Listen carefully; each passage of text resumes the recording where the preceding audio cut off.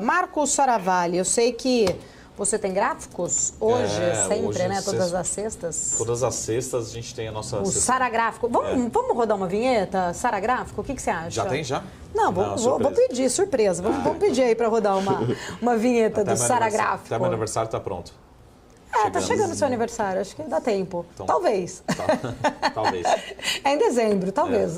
Vamos lá. O que você trouxe pra gente hoje? Vamos lá falar um pouquinho sobre economia mundial, né, global, que a gente tem muitas novidades. Então, pode colocar já na tela, começar os gráficos de hoje, que a gente vai falar um pouquinho sobre títulos, movimentação até a gente fala de treasuries, né, ou seja, títulos, as taxas de 10 anos. Aqui a gente tem a curva lá dos Estados Unidos, que é, na verdade, a curva ali superior, né, em branco. E depois a gente tem ali uma curiosidade que talvez não acontecia há muito tempo. A curva, né? Então, o que a gente fala, assim, a curva chinesa, que é a curva em vermelho, junto com a curva do Japão.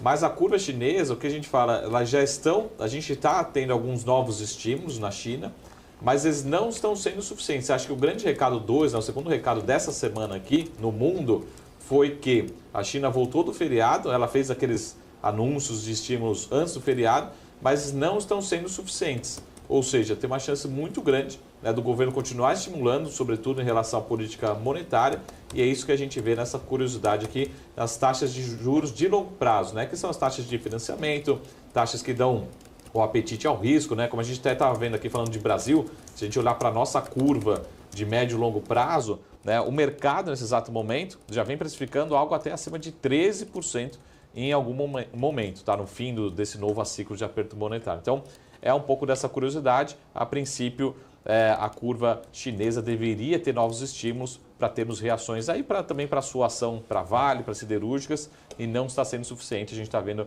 Vale siderúrgica nesse exato momento também sofrendo aqui no nosso Ibovespa, né, esperando aí alguma sinalização da China novamente, tá? Os próximos gráficos a gente continua também falando um pouquinho sobre economia global, né? Falando um pouquinho sobre as oportunidades. E aí uma curiosidade que sempre me pergunta, a gente vai falar, até eu ia falar com o Will, especificamente sobre as famosas large caps, né, e as famosas small caps, né? Será que nesse momento, né, nos próximos dois gráficos, a gente vai conseguir ver isso? Existe um desconto muito grande, aqui no Brasil também. Muita gente me pergunta nas redes sociais, Marco, mas essa ação não está muito barata, está negociando a 4 vezes EBITDA, né, múltiplo, 3 vezes lucro para 2025. É um patamar muito baixo, né? Mas os investidores, inclusive nesse gráfico aqui a gente consegue ver, os investidores, pelo menos historicamente nos Estados Unidos, talvez isso repita nos Estados Unidos, e a gente também respinga um pouco aqui, no momento de corte de juros, que é essa linha que você está vendo aí, historicamente esse é o momento quando começa o início de corte de juros nos Estados Unidos. Quem se comporta melhor, né? A gente consegue ver que primeiro o investidor prioriza as ações mais líquidas, mais negociadas na Bolsa Americana, isso em a média histórica, e depois de 3, 6 meses, eu estou falando lá pelo primeiro, na virada até o segundo trimestre de 2025, talvez o investidor comece a priorizar as ações um pouco menores, menos conhecidas. Isso vale para o S&P 500 historicamente. Vamos ver se vale aqui para o Brasil. Lembrando que, infelizmente, a gente está num movimento de aperto monetário.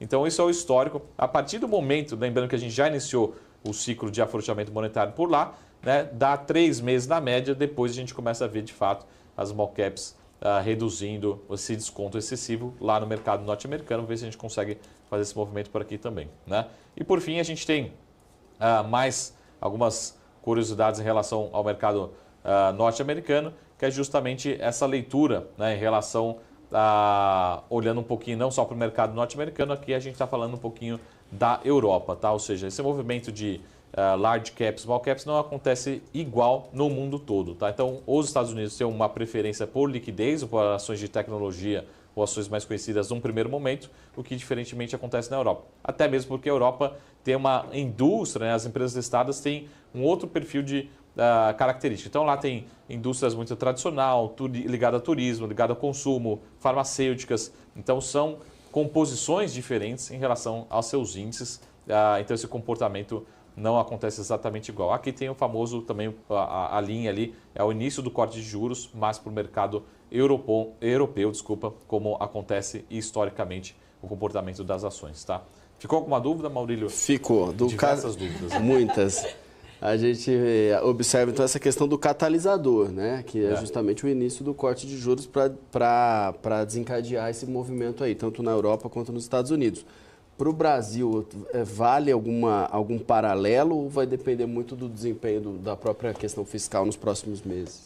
Vale um paralelo, só que lembrando que a gente está na contramão, né? Então, assim, o mundo está reduzindo juros, a gente está subindo juros. Esse é o primeiro fator.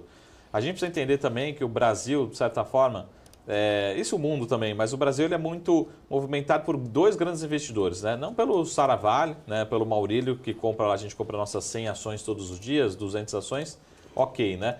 Mas quem que movimenta muito? O investidor estrangeiro, né? Então, a hora que ele faz algum movimento de entrada ou saída, ele acaba definindo o humor, né? E a direção, mas principalmente as grandes fundações, né?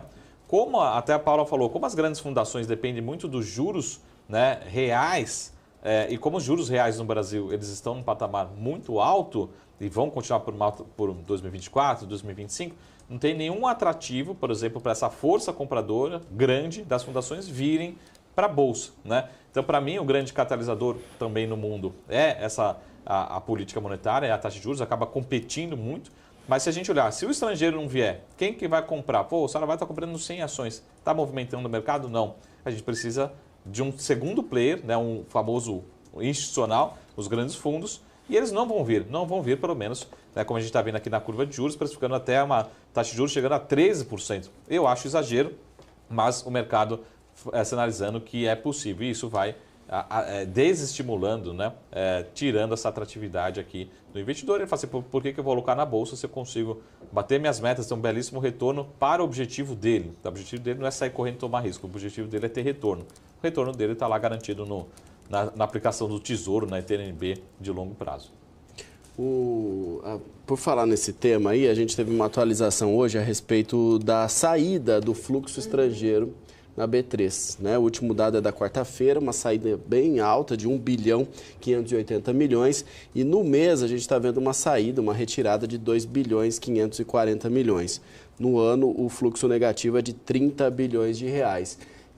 Então, de uma certa forma, a gente pode entender a partir desse dado de que, de fato, o investidor estrangeiro não está vendo o nosso mercado como uma oportunidade neste momento. Até ali em agosto, a gente viu um movimento contrário, maior entrada do fluxo estrangeiro. Agora é uma saída e uma saída importante. Eu posso tentar defender, assim, acho que a grande parte desse fluxo deve-se a nós, né? Ou seja, é uma culpa nossa, uma percepção de risco que a gente está criando. Agora, a gente precisa lembrar também que teve um movimento, principalmente americano, né? A hora que os Estados Unidos faz um corte de juros, daí ele sinaliza, opa, peraí, o próximo corte não vai ser tão grande assim, ou talvez nem tenha o próximo corte, que acho que é a grande discussão agora para novembro, né? O investidor fala assim, opa, peraí, então aquela taxa de juros, né, de curto prazo, nos bonds, na renda fixa, que talvez eu esperasse que caísse muito mais rápido, talvez não caia.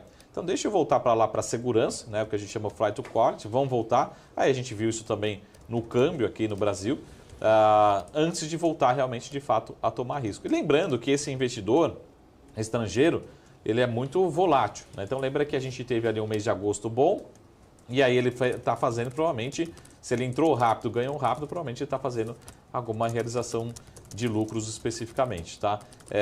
Então, acho que tem um fator, grande parte do fator são catalisadores nossos aqui, né? Então, justificativa nossa, mas também teve um movimento global, né, desse famoso flight to quality. Assim, vão voltar para os Estados Unidos porque lá a taxa de juros provavelmente vai continuar alta por um tempo maior, né? A velocidade de queda talvez não seja tão rápida assim como a gente esperava lá em agosto. Tá? Então é um efeito duplo, mas grande parte aqui é a percepção de risco Brasil, né, especificamente. Né? Será que as empresas vão crescer, vão ter lucratividade? Né? E grande fator, acho que desse terceiro trimestre que a gente precisa olhar muito, muito, muito, chama-se despesa financeira. Isso reduz muito o lucro das empresas, né? Todas elas, principalmente as listadas. Né? Em 30 segundos, tem um fato, alguma coisa, um gancho que pode virar esse mercado? O que pode salvar e pode fazer o fluxo estrangeiro voltar? Grande parte é a taxa de juros de longo prazo. Né? Assim, falar que a taxa de juros de longo prazo no Brasil hoje está se precificando 13% ou mais é muito alta, independente do nível de inflação. Né? Então, fechando a curva de juros, aí uma parte da bola está com a gente, uma parte da bola está com o governo, enfim, acho que todo mundo tem que fazer a sua responsabilidade, mas enquanto não ceder. Mas, lógico, a gente já viu alguns meses passados que qualquer sinalização também positiva, né, pode ser também um catalisador. Então, assim, o recado é, se não piorar, já melhora bastante, né?